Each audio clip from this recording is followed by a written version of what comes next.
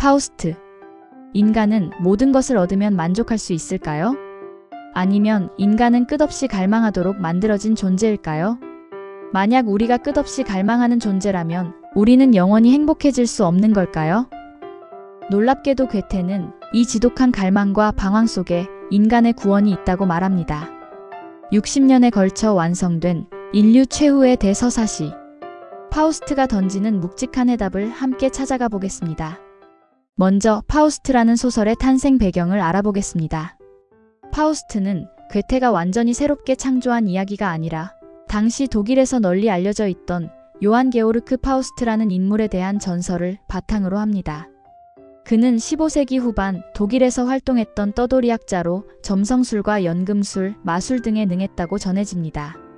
당시 사람들은 그를 두고 똑똑하지만 사기꾼 같은 인물이라고 말하기도 했고 금지된 지식을 탐구하는 위험한 사람이라고 경계하기도 했습니다. 그가 비극적인 죽음을 맞았다는 소문이 퍼지면서 사람들은 그가 악마와 계약을 맺었다가 영혼을 빼앗긴 것이라는 이야기를 만들어내게 되고 그리하여 파우스트 전설이 탄생하게 됩니다.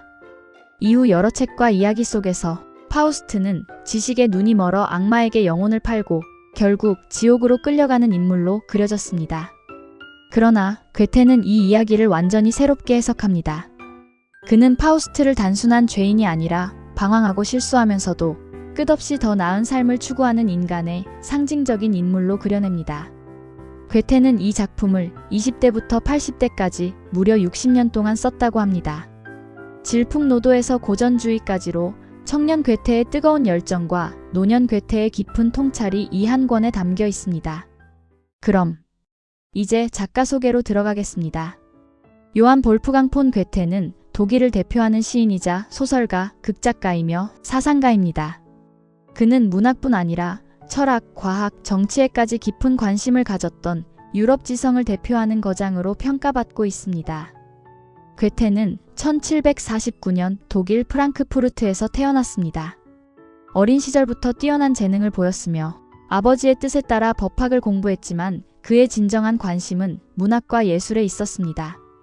젊은 시절 그는 감정과 개성을 강조하는 문학운동인 질풍노도의 중심인물이 되었고 그 시기에 발표한 작품 젊은 베르테르의 슬픔은 유럽 전역에 큰 반향을 일으켰습니다. 이 작품은 한 청년의 강렬한 사랑과 고뇌를 그려 당시 젊은 세대의 감정을 대변하는 작품으로 평가받았습니다.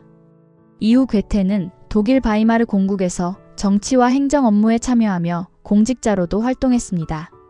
그러나 10년간의 공직자의 생활에 중압감을 느끼게 된 그는 이탈리아를 여행하게 되고 이후 그는 왕성한 작품을 이어갑니다. 그의 대표작인 파우스트는 젊은 시절부터 집필을 시작하여 약 60년에 걸쳐 완성된 작품으로 인간의 욕망과 지식, 그리고 구원의 의미를 탐구한 인류 문학의 걸작으로 평가됩니다. 괴테는 1832년 82세의 나이로 세상을 떠났지만 그의 작품은 지금까지도 인간의 삶과 존재에 대한 질문을 던지며 전 세계 독자들에게 깊은 영향을 주고 있습니다. 그럼 이제 줄거리를 시작해 보겠습니다. 이 작품은 희곡으로 만들어졌으며 맨 처음 천상의 서막 부분에서 악마 메피스토펠레스가 신께 내기를 하자고 합니다. 메피스토펠레스는 인간은 결국 본능과 욕망에 휘둘리는 짐승일 뿐이라며 파우스트를 타락시켜 보겠다고 호언장담합니다. 하느님은 인간은 노력하는 한 방황하지만 결국 올바른 길을 찾을 것이라며 내기를 허락합니다. 이야기는 제1부와 제2부로 나눠집니다. 제1부는 개인적 욕망과 사랑을 다룹니다. 평생 학문에 매진한 노학자 파우스트는 지식만으로는 세상의 본질을 알 수 없다는 사실에 절망해 독약을 마시려 합니다. 이때 메피스토펠레스가 나타나 제안합니다. 세상의 모든 쾌락을 맛보게 해주겠다. 대신 내가 어느 한순간에 만족해 멈추어라. 너 정말 아름답구나. 라고 외치면 내 영혼은 내 것이다. 이 계약을 수락한 파우스트는 마녀의 부엌에서 약을 마신 후 20대 청년으로 변신하게 되고 순진한 소녀 그레트헨을 보고 첫눈에 반합니다. 파우스트는 그레트헨과 함께 밤을 보내기 위해 수면제를 그녀의 어머니에게 먹이라고 주게 되고 그들은 하룻밤을 함께 보내게 됩니다. 그러나 수면제를 먹은 어머니가 죽게 되고 그녀의 오빠 또한 그 사실을 알게 됨으로써 술에 취해 파우스트와 결투하다 죽게 됩니다. 이로 인해 그녀는 미쳐버려 자신이 낳은 아이를 우물에 던지게 됩니다. 그러한 이유로 그레트에는 감옥에 가게 되고 이 사실을 알게 된 파우스트는 죄책감에 빠집니다. 메피스토펠레스는 이러한 파우스트를 발푸르기스의 밤의 활락경으로 이끕니다. 그곳에서 파우스트는 잠시 도덕적 마비에 빠지기도 하지만 그레트엔을 구하러 감옥에 갑니다. 감옥에서 파우스트는 그레트엔에게 용서를 구하고 자신과 함께 탈출하자고 하지만 그녀는 파우스트를 용서하고 자신의 죗값은 받겠다며 탈출을 거부합니다. 이때 메피스토펠레스는 그녀는 심판받았노라 하고 외칩니다. 그러나 천상에서 들려오는 음성은 다릅니다. 그녀는 구원받았노라. 다음 제2부로 넘어가겠습니다. 제2부는 총 5막으로 제1막에서는 환상과 욕망 위에 세워진 번영을 다룹니다. 파우스트는 메피스토펠레스와 함께 황제의 궁정으로 가 지폐를 발행해 경제 위기를 해결합니다. 이로 인해 황제의 신임을 얻게 된 파우스트는 황제로부터 헬레나와 파리스를 눈앞에 현신시켜달라는 청까지 받게 됩니다. 이리하여 파우스트는 메피스토펠레스의 도움을 받아 환영의 궁성에 도달하나 헬레나에게 손을 뻗는 순간 그녀는 사라지고 파우스트는 땅바닥에 내동댕이 쳐집니다. 제2막에서는 완전한 지식과 이상적인 세계를 추구합니다. 메피스토펠레스는 의식을 잃은 파우스트를 그의 옛 서재로 데려갑니다. 그곳에선 파우스트의 조수였던 바그너가 인조인간 호문쿨루스를 만들어냅니다. 뛰어난 인지 능력을 갖춘 이 피조물은 헬레나에 대한 파우스트의 동경을 감지하고 그를 옛 그리스 세계인 고전적 발푸르기스의 밤으로 안내합니다. 파우스트가 헬레나를 찾는 동안 원소의 추출물에 불과한 호문쿨루스는 현실적 존재가 되려다가 불꽃이 되어 소멸하고 맙니다. 제3막에서는 절대적 아름다움과 이상은 잠시 스쳐 지나가는 것을 말합니다. 시공간을 초월해 파우스트는 고대 그리스의 미녀 헬레나를 만나 결혼하고 아들 오이포리온을 낳게 됩니다. 그리하여 이상적인 가정을 이루게 되지만 이카루스처럼 하늘을 날기를 원했던 오이포리온은 부모의 발 앞에 떨어져 죽게 됩니다. 아들의 죽음과 함께 환영의 여인 헬레나도 사라지고 그녀의 옷과 베일만이 남아 파우스트는 허무함을 느낍니다. 제3막에서는 개인적 욕망에서 사회적 이상으로 변화하는 것을 다룹니다. 파우스트는 악마 메피스토펠레스와 함께 어느 해안의 산악지대에 도착합니다. 그는 자신이 걸어온 삶을 돌아보며 이제는 개인의 욕망을 넘어 더 큰 일을 이루고 싶다는 생각을 하게 됩니다. 그때 황제의 나라에서는 황제와 반란군 사이에 전쟁이 벌어집니다. 메피스토펠레스는 환상과 마법을 이용해 황제의 군대를 도와 전투에서 승리하도록 만듭니다. 전쟁에서 승리한 황제는 파우스트에게 큰 공을 인정합니다. 그 보상으로 파우스트는 바다를 막아 새로운 땅을 만들 수 있는 권리, 즉 해안을 개척할 수 있는 영지를 얻게 됩니다. 제5막에서는 끊임없이 더 나은 세상을 꿈꾸며 나아갈 때 구원의 이름을 다룹니다. 노인이 되어 눈이 먼 파우스트는 사람들이 땅을 일구는 삽질 소리를 듣고 있습니다. 미래의 자유로운 공동체를 상상하며 환희에 차 외칩니다. 넓은 유원지, 똑바로 뚫린 운하, 그러나 뭔가 완전치 못하다는 생각이 듭니다. 내 훌륭한 영토가 완전치가 못하다. 저 보리수 언덕, 갈색의 오두막, 무너져가는 교회당도 내 것이 아니다. 저것은 발바닥의 가시로다. 부유한 가운데 결핍을 느낀다는 건 우리의 고통 중에 가장 혹독한 것이다. 이리하여 그는 메피스토펠레스에게 오두막을 다른 좋은 곳으로 옮기라고 합니다. 그러나 메피스토펠레스는 그 오두막을 불태워버리고 맙니다. 바꾸려고 했지 빼앗으려던 게 아니었다. 그렇듯 무모한 짓을 하다니 저주스럽구나. 이후 파우스트는 계속해서 땅을 개간하는 군중을 지켜보며 자유로운 땅에서 자유로운 백성과 살고 싶다는 생각에 이런 말을 하게 됩니다. 멈추어라, 너 정말 아름답구나. 그 순간 그는 쓰러져 죽고 메피스토는 계약대로 영혼을 가져가려 합니다. 그러나 그 시도는 실패하고 맙니다. 언제나 갈망하고 애쓰는 자, 그를 우리는 구원할 수 있다. 천사들은 이렇게 말하며 그를 악마로부터 가로채 하늘로 데려갑니다. 이와 함께 속죄의 여인, 즉 그레트엔 또한 그의 구원을 성모님께 청합니다.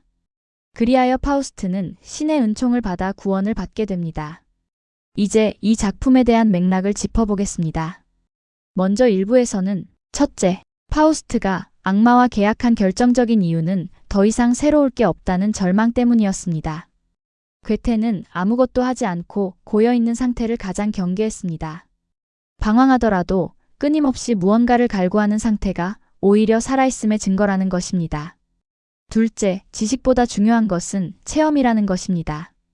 평생 책만 파고들었던 노학자가 거리로 나와 사랑을 하고 고통을 겪고 죄를 짓는 과정을 통해 비로소 인간이 되어갑니다. 셋째, 욕망 뒤에 책임이 따른다는 사실입니다. 자신의 젊음과 쾌락을 위해 그레트엔의 삶을 파괴하는 파우스트의 모습은 인간의 이기심이 어디까지 갈 수 있는지, 그리고 그 욕망 뒤에는 반드시 책임이 따른다는 사실을 보여줍니다. 다음은 그레트엔이 구원받은 것에 대해 알아보겠습니다. 자신의 죄를 회피하지 않은 책임감과 신에게 전적으로 의탁함, 그리고 순수한 사랑입니다. 파우스트는 악마의 힘을 빌려 그녀를 감옥에서 탈출시키려 합니다. 하지만 그레트엔은 거부합니다. 비겁하게 도망쳐서 삶을 연명하기보다 자신의 죄에 대한 세속적인 심판을 달게 받음으로써 영혼의 순결함을 지키려 한 것입니다. 그녀는 마지막 순간에 오직 신에게 매달립니다. 심판이여, 하나님의 심판이여, 나를 당신께 맡기나이다. 라는 그녀의 외침은 진정한 회개를 의미합니다. 또한 그녀는 비록 파우스트의 유혹에 빠졌지만 그녀의 사랑에는 계산이나 사악한 의도가 없었습니다. 괴테는 인간이 저지른 잘못보다 그 마음속에 품은 순수한 본질과 진실한 뉘우침에 더 큰 가치를 두었습니다. 다음은 제2부입니다. 멈추어라, 너 정말 아름답구나. 이 말을 내뱉는 순간 악마와의 계약대로 파우스트는 쓰러져 죽습니다. 메피스토펠레스는 드디어 내기에서 이겼다며 그의 영혼을 낚아채려 합니다. 그때 천사들이 나타나 꽃을 뿌리며 메피스토펠레스를 쫓아내고 파우스트의 영혼을 가로채 하늘로 올라갑니다. 악마의 입장에서는 명백한 계약 위반처럼 보이지만 여기에는 괴테의 심오한 설계가 숨어 있습니다. 천사들은 이렇게 노래합니다. 언제나 갈망하며 애쓰는 자, 우리는 그를 구원할 수 있다. 괴테는 행동하는 것이 구원이라고 말합니다. 이 작품의 시작 부분에서 이렇게 나옵니다. 태초에 말씀이 계셨느니라. 태초에 행위가 있었느니라. 파우스트는 죄도 지었고 욕심도 많았습니다. 하지만 그는 단 한순간도 멈춰 있지 않았습니다. 괴테는 파우스트를 통해 실수해도 괜찮다, 방황해도 괜찮다. 다만 그 자리에 주저앉아 포기하지만 말라는 것을 전합니다. 괴테는 우리에게 완벽함이 아니라 성실함에 대한 보상을 주려고 한 것입니다. 하늘나라에는 먼저 구원받은 그레트엔이 파우스트를 기다리고 있었습니다. 그녀의 간절한 기도가 신의 자비를 이끌어냅니다. 인간의 자력만으로는 부족한 부분을 사랑과 은총이 채워준 셈입니다. 작품의 마지막에 이러한 문장이 나옵니다. 영원히 여성적인 것이 우리를 이끌어 올린다. 여기서 여성적인 것은 모든 것을 포용하고 용서하는 숭고한 사랑을 의미합니다. 지식으로 세상을 다 알 수는 없어도 사랑으로는 구원에 이를 수 있다는 것입니다. 클로징. 사실 세계의 거장이 60년을 걸쳐 쓴 이야기를 다 이해했다고 할 수는 없습니다. 그래서 영상을 만들기 전 고민을 많이 했던 작품입니다.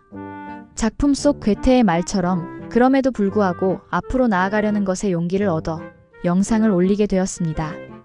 여러분은 어떠신가요? 주저하거나 방황하고 있지는 않나요? 그 또한 끊임없이 앞으로 나아가려는 것이며 구원의 길로 가는 것이라는 괴테의 말을 떠올려 보시면 어떨까요? 책과 알매 온우주였습니다.